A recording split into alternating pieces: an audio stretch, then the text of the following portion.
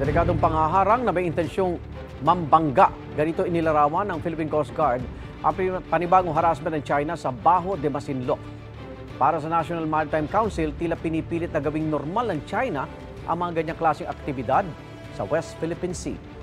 May unang balita si Tina Panganiban Perez. China Coast Guard Vessel 21612. This is Philippine Coast Guard Vessel BRP Cabra.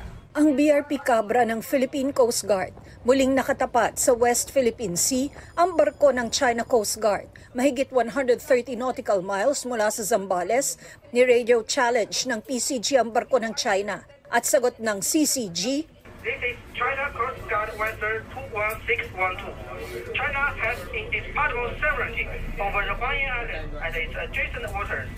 ang Huang Yan na tinutukoy ng China Coast Guard, tawag nila sa Bajo de Masinloc na bahagi ng Exclusive Economic Zone ng Pilipinas at mahigit 36 nautical miles mula sa kinaroroonan ng dalawang barko. Ayon sa PCG, binilisan ng barko ng China ang takbo nito at hinarangan ang daanan ng BRP Cabra. They really intend to ram and collide with the Philippine Coast Guard vessel. And again, because of the seamanship skills ng ating commanding officer, who is a female officer, at ng kanyang mga crew, we were able to prevent the China Coast Guard from directly ramming our Coast Guard vessel. Tumanggi ang PCG na idetalya mga susunod nitong hakbang, pero naniniwala itong hindi na palalalain ng China ang tensyon. The moment that they elevate the tension, it might get the attention of the international community.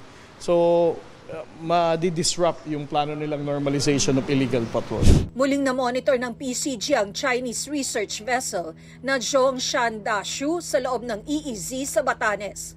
Anila, paglabag yan sa United Nations Convention on the Law of the Sea at Philippine Maritime Zones Act. It entered the exclusive economic zone of our country last April 2. And then since April 3, they came up with this reverse D navigation pattern. Out of more than 10 times that we conducted radio challenge, the Chinese research vessel never responded.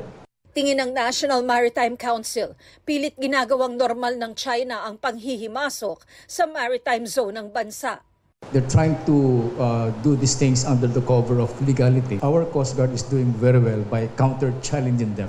Ikinababahala rin ng NMC ang mga drone na natagpuan sa dagat ng Pilipinas. There is a 55 to 80% likelihood that this was deployed by the Chinese Communist Party. They have the capability to receive, to process, to store, and to transmit data through satellite communications to a station on land, to a mothership, or to other drones.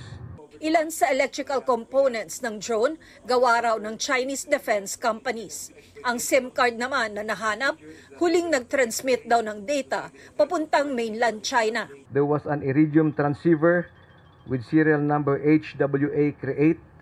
HWA Create is a company that focuses on defense, civil, government, and industrial solutions, the headquarters of which is in Beijing. There was a China Telecom SIM card. Wala pang pahayag ang Chinese Embassy tungkol dito. Ito ang unang balita. Tina Panganiban Perez para sa GMA Integrated News. Igan, mauna ka sa mga balita, mag-subscribe na sa GMA Integrated News sa YouTube para sa iba't ibang ulat sa ating bansa.